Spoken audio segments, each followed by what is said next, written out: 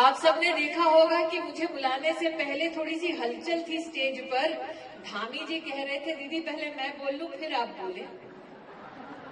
अब दीदी कहते हैं तो धामी जी को लगा होगा दीदी उम्रदराज है, मैं छोटा हूं, पहले मैं बोलूंगा फिर दीदी बोलेगी।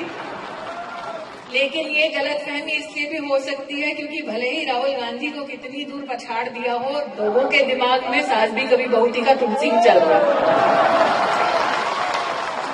तो इसीलिए कुछ लोगों को लगता होगा वरिष्ठतम महिला है, 70-80 साल की होंगी, इसलिए धामी जी ने कहा चलो दीदी पहले हम बोलते हैं। तो मैंने धामी जी को आश्वस्त किया, धामी जी चिंता ना करें, अभी भी मोदी जी की कैबिनेट में सबसे कम उम्र की मंत्री मैं ही हूं। ये बात और है कि जिसको मैंने लोकसभा में हराया वो आजीवन अपने आप को युवा नेता कहता रहेगा। लेकिन आज यहां पर कोई दमदार भाषण देने की बजाय इससे पहले कि मैं हमारे सम्मानित मुख्यमंत्री जी को यहां आमंत्रित करूं, मैं मात्र 2-3 निवेदन आपके लिए लेकर आई हूं। हम सब इस भूमि को देवभूमि, दिव्य भूमि मानते हैं। मैं आज अनिल बलूनी की बात नहीं करूंगी, नरेंद्र मोदी की बात नहीं करूंगी। सबसे पहला प्रश्न ये पूछूंगी कि जो देवभूमि है वहां पर क्या एक भी वोट उस पार्टी के लिए जा सकता है जिन्होंने राम के अस्तित्व को नकार दिया? इस प्रश्न का उत्तर देना। जिसे हम देवभूमि कहते हैं, क्या उस कांग्रेस पार्टी का क्या एक भी व्यक्ति स्वागत करेगा जिसने भव्य राम मंदिर में राम जी की प्राण प्रतिष्ठा समारोह के लिए आमंत्रण को ठुकरा दिया? इस सवाल का जवाब दे। क्या इस देवभूमि पर कांग्रेस के उस नेता के लिए, कांग्रेस की उस विचारधारा के लिए एक भी वोट पड़ेगा जो हिंदुओं को आतंकवादी कहता है? क्या इस देवभूमि पर एक भी वोट उस कांग्रेस पार्टी के लिए पड़ेगा? ये वो भूमि है जहां देवताओं का वास है और जहां के शूरवीरों ने भारत की सरहद पर जाकर मां भारती के संरक्षण के लिए अपने प्राणों की आहुति दी। इस भूमि पर क्या एक भी वोट कांग्रेस को पड़ेगा जिन्होंने धारा 370 का हटाने का विरोध किया, जिस कांग्रेस पार्टी ने भारत की संसद में भारत के संविधान को चुनौती दी और भारत की सेना से साक्ष्य मांगा कि बताओ पाकिस्तान में जाकर तुमने दुश्मन को किस तरह से खदेड़ा? आज सैनिकों के, पूर्व सैनिकों के और शूरवीरों के परिवार से पूछना चाहती हूं, क्या एक भी वोट ऐसी निर्लज पार्टी को जाएगा? अब बात आई अनिल बलूनी की। मैं तो बलूनी जी आपका अभिनंदन इसलिए नहीं कर रही क्योंकि आपने यहां पर लोकसभा का प्रत्याशी ना होने के बावजूद भी 5 रेल रोकने का काम किया, जनता के मनोबल को और बढ़ाया। मैं इसलिए भी आपका विशेष अभिनंदन नहीं कर रही कि आपने डॉपलर रडार की व्यवस्था और सांसद निधि के माध्यम से आईसीयू की व्यवस्था की। मैं तो आज कंडोलिया मंदिर के सानिध्य में ये प्रार्थना करने आई हूँ, भाई के माथे पर विजयश्री का तिलक लगाने आई हूँ, जिसने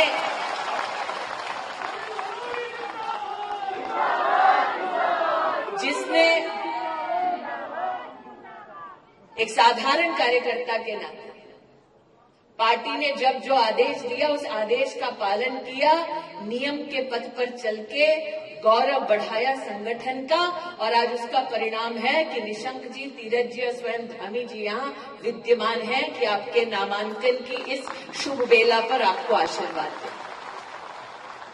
चुपचाप धंधा एक कोने में बैठे हैं। मेरे 25 साल के राजनीतिक इतिहास में 20 साल तो ऐसे बीते जब धंधा ने मुझे पौड़ी हो, गढ़वाल हो या उत्तराखंड की कोई भी पहाड़ हो, कोई भी घाटी हो, कोई भी मोहल्ला, कोई भी गांव हो, हर जगह पर कार्यकर्ता के नाते अपने सानिध्य में मुझसे काम करवाया है और आज शांति से एक मुद्रा में यहाँ पर धंधा बैठे हैं। मैं कार्यकर्ताओं का विशेष अभिनंदन करना चाहती हूँ। हमारी वो पार्टी है जिसमें 2 सांसद होते थे और इस पार्टी के बारे में आज गढ़वाल लोकसभा क्षेत्र में कार्यकर्ता के नाते मेरा ये गौरव है कि नागरिक कह रहा है अब की बार अब की बार। और ऐसा नागरिक क्यों कह रहा है? आज इस मंच से मैं उस हर कार्यकर्ता, उस हर नेता का चरण वंदन करती हूं जिन्होंने अपने परिश्रम, अपने खून पसीने से हमारे संगठन को सींचा ताकि अनिल बलूनी एक प्रत्याशी बनके कार्यकर्ताओं का मान बढ़ाने के लिए जनता के मध्य में जा सके। बलूनी जी ने अपने उद्बोधन में कहा कि इससे पहले कि नरेंद्र मोदी जी प्रधानमंत्री होते, मुख्यमंत्री होते, भारतीय जनता पार्टी के कार्यकर्ता या पदाधिकारी होते, संघ के स्वयंसेवक की दृष्टि से उन्होंने इस पूरे क्षेत्र में सेवा दी समाज की। हमारे प्रदेश अध्यक्ष महेंद्र जी के सानिध्य में आज का ये ऐतिहासिक कार्यक्रम हो रहा है और संगठन के मुखिया के नाते आज उनका गौरव है कि आप डंके की चोट पर कह सकते हैं, जहां गांव गांव पात पात हमारा कार्यकर्ता गया, मेहनत की, आज उत्तराखंड की एक एक लोकसभा की सीट 400 पार की श्रृंखला में उत्तराखंड के कार्यकर्ताओं की ओर से अर्पित की जाएगी। लेकिन बहनों को विशेष आग्रह करना चाहते हैं, इससे पहले कि मैं धामी जी आपका स्वागत यहां पर करूं, हम बहनें जानती हैं कि दुख की घड़ी में जो संग दे वही सच्चा साथी, वही भाई, वही देव तुल्य, वही पिता तुल्य। सुख में तो कई मिल जाते हैं, विपदा की घड़ी आई जब कोविड की त्रासदी छाई पूरे विश्व पर। पूरे विश्व ने तब कहा था कि हिंदुस्तान में 6 लाख से ज्यादा गांव हैं, गांव का गरीब कैसे जीवित रहेगा। पूरे विश्व ने ये कहा था कि हिंदुस्तान में 140 करोड़ की जनता है, उन्हें कहां से दवा मिलेगी, कहां से वैक्सीन मिलेगी, और पूरे विश्व में ये आशंका थी कि हिंदुस्तान इस त्रासदी से उबर नहीं पाएगा। तब नरेंद्र मोदी ने संकल्प लिया कि हिंदुस्तान में एक भी गरीब रात को भूखे पेट नहीं सोएगा। तब से लेकर अब तक और अब से लेकर आगे 5 साल तक ये मोदी की गारंटी है कि गरीब को हर महीने मुफ्त का राशन मिलेगा। सिर्फ राशन नहीं पहुंचाया, विपक्ष ने कई बार उपहास उड़ाते हुए कहा कि वैक्सीन विदेश से लाओ, हिंदुस्तान में ना बनाओ। तब नरेंद्र मोदी ने डंके की चोट पर कहा कि मुझे हिंदुस्तान और हिंदुस्तानियों की काबिलियत पर इतना कॉन्फिडेंस है कि हम वैक्सीन न सिर्फ यहां बनाएंगे, न सिर्फ हर हिंदुस्तानी तक पहुंचाएंगे, बल्कि साथ ही विश्व भर में भारत की मेड इन इंडिया वैक्सीन लेकर जाएंगे। यहां पर कौन है जिसने वैक्सीन नहीं लगाई? सबने लगाई है? कितने लोगों ने लगाई है? थोड़ा हाथ ऊपर करो। अरे वाह, सबने लगाई है। अब जो हाथ ऊपर किया है वही दिल पर रखकर बोलो, अगर गांधी खानदान की दिल्ली में सरकार होती तो मुफ्त का वैक्सीन पहुंचता सबको?